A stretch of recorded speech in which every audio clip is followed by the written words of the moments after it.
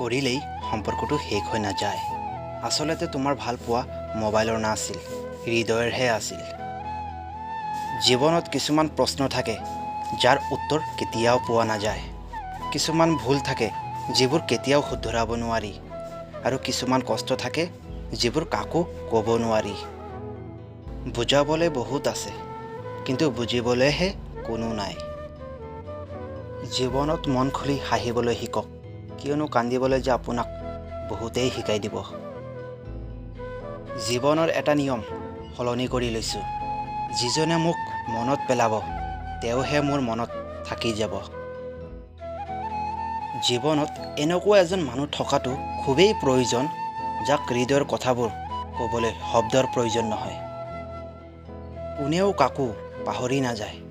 আচল কথাটো হ'ল, প্ৰয়োজন নহ'লে কোনেও কাকো মনত নেপেলায়। বৰ্তমান যুগত সহজ সৰল মানুহবোৰ আটাইতকৈ বেছি কষ্ট পায়, কাৰণ সিহঁতে সকলো মানুহকে নিজৰ দৰে বুলি ভাবে।